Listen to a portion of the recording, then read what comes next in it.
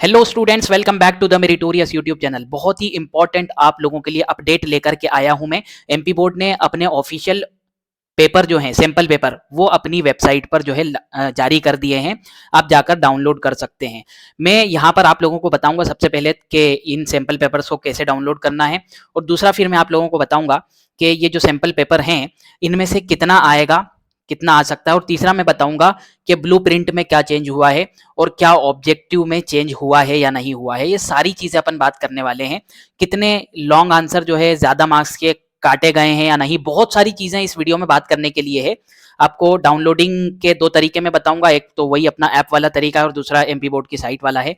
तो चलिए बिना किसी देरी के हम स्टार्ट करते हैं। तो सबसे पहले अपने को डाउनलोड करने के लिए जाना है, जैसा कि आपकी स्क्रीन पर है, एमपी बोर्ड की ऑफिशियल वेबसाइट mpboard.mpbse.nic.in पर। और उसके बाद में आप जो है यहाँ पर ये जो सेकंड वाला ऑप्शन दिख रहा है इंपॉर्टेंट अलर्ट्स में, ये सेकंड वाला जो ऑप्शन दिख रहा है नीचे, कौन सा, ये वाला है ना, ठीक है, दिख रहा होगा आपको। यहाँ पर आप जब क्लिक करेंगे तो आप लोगों को इस तरह की विंडो सामने आ जाएगी खुलकर। सॉरी, ये तो अपडेट वाली है। यहाँ पर जो लिखा हुआ है अपना सेकंड वाला जो ऑप्शन है, उसमें कोने पर जो प्रश्न पत्रों वाला है, ठीक है, जो ब्लू कलर में है के पैटर्न, वो आप करेंगे तो आपको पूरी लिस्ट खुल के आ जाएगी। चाहे आप 10th क्लास में हैं, चाहे 12th क्लास में हैं, चाहे कॉमर्स स्ट्रीम में हैं, चाहे जो है वो साइंस स्ट्रीम में हैं, सारे पेपर्स यहाँ पर इन्होंने दिए हुए हैं, सैंपल पेपर, ठीक है। दूसरी बात यह है कि क्या इसमें से कितना आएगा, उम्मीद करें या ना करें। तो उम्मीद करना ना या ना करना दो चीज़ों पर डिपेंड करता है। सबसे पहली चीज़ तो ये है कि एमपी बोर्ड क्या बोलता है इन पेपर के बारे में, कि एक्चुअल में ये पेपर क्या है, क्या ये सिर्फ प्रैक्टिस पेपर है या फिर इसमें इंपॉर्टेंट क्वेश्चन है या नहीं है। और दूसरी चीज़ होती है कि मैं क्या बोलता हूँ उसके बारे में, यानी कि मेरा रिव्यू क्या है, मैंने जो है किस तरह से इन पेपर को देखा, किस तरह से इसमें क्वेश्चन मुझे नजर आए, उसके बारे में मैं आप लोगों को बताऊंगा। तो सबसे पहला अपन एमपी बोर्ड का ही नोटिस पढ़ लेते हैं, जिसने यहाँ पर बोला है कि हाई स्कूल हायर सेकेंडरी परीक्षा वर्ष 2023-24 के लिए परीक्षा पैटर्न के आधार पर प्रश्न पत्रों के पैटर्न की जानकारी के लिए, ठीक है, मुख्य विषयों के, मतलब कुछ सभी विषय के नहीं, जैसे संस्कृत वगैरह के नहीं है, मुख्य विषयों के अभ्यास हेतु सैंपल पेपर मंडल की वेबसाइट पर अपलोड किए गए हैं। इन प्रश्न पत्रों का मुख्य परीक्षा में आयोजन, बहुत इंपॉर्टेंट चीज है, होने वाले प्रश्न पत्रों से कोई संबंध नहीं है, ठीक है, कोई संबंध नहीं है, ठीक है। परीक्षा पैटर्न कैसा होने वाला है इससे हमें यह पता चलेगा एमपी बोर्ड के मुताबिक। और क्या इसमें से क्वेश्चन आएंगे या नहीं आएंगे, तो एमपी बोर्ड तो साफ मना करता है कि कोई जो है इसमें संबंध नहीं है, और ना ही विशेष प्रश्न यानी कि इंपॉर्टेंट क्वेश्चन वगैरह भी आप इसे देखकर इंपॉर्टेंट क्वेश्चन भी ना समझें कि क्या ये इंपॉर्टेंट क्वेश्चन है या नहीं। सिर्फ और सिर्फ एक हमें सुकून मिल जाए, एक पता लग जाए कि पैटर्न कैसा आने वाला है, ऑब्जेक्टिव आएंगे या नहीं आएंगे, चूज द करेक्ट आएंगे या नहीं आएंगे, या कितने मार्क्स के कौन से क्वेश्चन आने वाले हैं, ये हमें पता लग जाए, ठीक है, उसके लिए है। दूसरा, मेरा रिव्यू सुन लीजिए इस पर। मैंने कुछ पेपर्स को पढ़ा, खासतौर से फिजिक्स के पेपर को पढ़ा, तो उसमें मुझे जो है इंपॉर्टेंट क्वेश्चन तो दिखे, ठीक है। तो आप इनमें से इसे करके मतलब कंसीडर कर सकते हैं एक ऑप्शन के तौर पर कि इसे तो हम करके जाएं ही जाएं। इसमें से कुछ क्वेश्चन आ सकते हैं, मतलब मेरे हिसाब से अगर 70 मार्क्स का आपका फिजिक्स का पेपर है, तो उसमें से ऑब्जेक्टिव अगर अपन हटा दें तो सब्जेक्टिव ऑब्जेक्टिव कितने आएंगे वो तो वहीं पता चलेगा।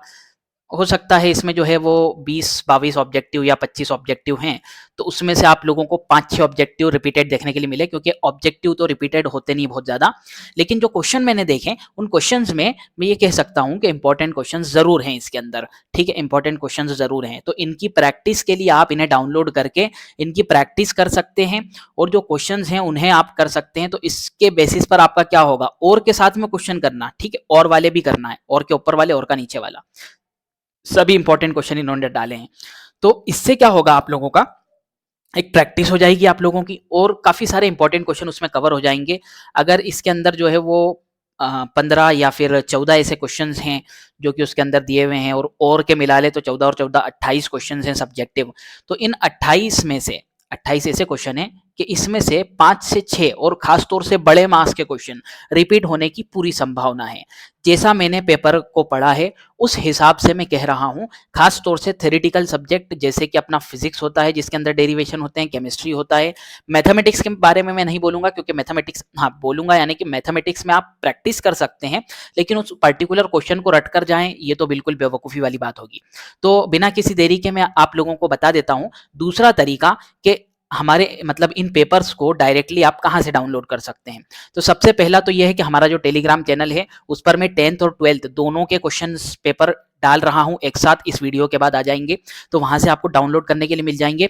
और दूसरा जो है हमारी जो ऐप है उसका भी लिंक डिस्क्रिप्शन में है, टेलीग्राम चैनल का भी लिंक डिस्क्रिप्शन में है, तो वहां से जाकर जो है हमारी ऐप डाउनलोड करो। ऐप में फ्री सेक्शन में जाकर आप लोग जो है एमपी बोर्ड सैंपल पेपर 2023-24 में जाएंगे तो आपको 10th और 12th का ऑप्शन मिलेगा। 12th में आप अगर 12th के हैं तो 12th में से भी जो जो आपको क्वेश्चन पेपर चाहिए सैंपल वो मिल जाएगा आपको, और अगर 10th में है तो 10th के पेपर में आप जाएंगे तो वहां पर 10th के ऑप्शन में जाएंगे तो वहां पर 10th के पेपर आप लोगों को मिल जाएंगे। चलिए अब हम रिव्यू की बात कर लेते हैं। यहाँ पर रिव्यू तो मैंने आधे से ज्यादा पहले दे ही दिया है, अब मैं आप लोगों को बता देता हूं कि क्या चेंज आया है। तो जैसा कि शुरुआत में बात चल रही थी, पेपर में भी आई थी, ठीक है, यानी कि अखबारों के अंदर न्यूज़पेपर वगैरह में भी आई थी कि ऑब्जेक्टिव नहीं आएंगे, तो वो बात कंफर्म उस टाइम पे भी नहीं थी, जैसे कि मैंने उस वीडियो में भी बताया था आपको, और यहाँ पर भी ये बात बिल्कुल कंफर्म हो चुकी है कि ऑब्जेक्टिव एटलीस्ट इस साल तो आने वाले हैं, चाहे वो चूज द करेक्ट क्यों ना हो, मैच द कॉलम क्यों ना हो, ठीक है, वो सब कुछ आने वाला है। ठीक है, 70 मार्क्स का आपका जो प्रैक्टिकल वाला पेपर होता है, फिजिक्स, केमिस्ट्री, बायोलॉजी, वो होंगे, और जो जिसमें प्रैक्टिकल नहीं होते हैं, सिर्फ प्रोजेक्ट होता है, जैसे इंग्लिश, मैथमेटिक्स, हिंदी, ये 80 मार्क्स का पेपर होने वाला है, जैसा कि पहले था। ठीक है, यहाँ पर इन्होंने एक चेंज किया है कि पिछले साल 19 क्वेश्चन आए थे, इस बार 20 क्वेश्चन है। 20 क्वेश्चन क्यों हो गए हैं, उसमें सबसे पहला चेंज तो मेरे को ये देखने के लिए मिला कि क्या बोलते हैं, जो लास्ट वाला है, जो अपना जो है लास्ट वाले जो क्वेश्चन है, लॉन्ग आंसर जो आते हैं, लॉन्ग आंसर पहले 5 मार्क्स के दिया करता था एमपी बोर्ड, अब 4 मार्क्स का मैक्सिमम लॉन्ग आंसर देखने के लिए मिलेगा। जैसे मैं सबसे नीचे आप लोगों को यहाँ पर लेकर चलता हूँ, तो फिजिक्स के पेपर में यहाँ पर मैक्सिमम मार्क्स के जो क्वेश्चन है वो 4 मार्क्स के हैं, यानी 5 मार्क्स का कोई भी क्वेश्चन आप लोगों को इस बार तो एटलीस्ट, और मुझे लगता है कि इस बार आगे भी एटलीस्ट अपने को देखने के लिए नहीं मिलने वाला है। ठीक है, तो 5 मार्क्स के लॉन्ग आंसर हटा दिए गए हैं, उसकी जगह लॉन्ग आंसर को 4 का कर दिया गया है। 4 के क्वेश्चन आएंगे, 3 के आएंगे, ठीक है, जिसे हम कह सकते हैं शॉर्ट, और वेरी शॉर्ट आएंगे जो कि 2 मार्क्स के क्वेश्चन होंगे। 2 मार्क्स के क्वेश्चन की संख्या थोड़ी ज्यादा होगी, आप देख सकते हैं यहाँ पर 1 2 3 4 5 6 7 7 2 मार्क्स के क्वेश्चन है, 1 2 3 4, है ना, 4 आपके 3 मार्क्स के क्वेश्चन है और 4 ही जो है 4 मार्क्स के क्वेश्चन है। तो इस तरह से जो है मार्क्स डिस्ट्रीब्यूशन है। ऑब्जेक्टिव कितने आ रहे हैं, तो अगर 70 मार्क्स के क्वेश्चन पेपर के अंदर अपन देखते हैं तो ऑब्जेक्टिव कितने आ रहे हैं यहाँ पर आप लोगों को पता लग जाएगा। देखो ऑब्जेक्टिव आपके आ रहे हैं, सबसे पहले तो अगर अपन यहाँ पर देखें तो 6 मार्क्स के चूज द करेक्ट ऑप्शन हो गए, ठीक है, 6 ये हो गए। फिर उसके बाद में आप आ जाइए यहाँ पर मैच द कॉलम 6 मार्क्स के, ठीक है, फिल इन द ब्लैंक्स आप लोगों के यहाँ पर हो गए, sorry, fill in the blanks 6 marks के, सॉरी, तो 6 और 6 12 ये हो गए। 5 मार्क्स के आप लोगों के ट्रू फॉल्स हैं, ठीक है, तो 17 मार्क्स ये हो जाते हैं, और मैच द कॉलम है जो कि 6 मार्क्स के हैं, तो 17 और 6 आप लोगों के हो जाते हैं यहाँ पर 23 मार्क्स, और 23 और 5 मार्क्स के यहाँ पर इन्होंने फिर से जो है कौन सा 1 वर्ड दिए हैं, तो 5 मार्क्स के अगर 1 वर्ड अगर मिला लें तो 28 मार्क्स के ऑब्जेक्टिव 70 मार्क्स के पेपर में देखने के लिए मिल रहे हैं, यानी कि जो 70 मार्क्स में करीब पासिंग मार्क्स होते हैं, पासिंग मार्क्स तो 24 ही होते हैं, लेकिन 27 ऑब्जेक्टिव यहाँ पर आप लोगों को देखने के लिए मिल रहे हैं। मैं इन्हें ऑब्जेक्टिव क्वेश्चन करीब करीब नहीं मानूंगा 1 सेंटेंस वाले, क्योंकि हमें एक लाइन में तो लिखना ही पड़ता है। अगर इसमें से 5 मार्क्स भी हटा दे तो 23 मार्क्स के तो आप लोगों को प्योर ऑब्जेक्टिव देखने के लिए मिल रहे हैं। ठीक है, तो ऑब्जेक्टिव का अच्छा खासा पोर्शन है, जो पिछले साल भी था, जो उसके पिछले साल भी था। ठीक है, इस वक्त भी ऑब्जेक्टिव का अच्छा खासा पोर्शन आप लोगों को देखने के लिए मिल रहा है।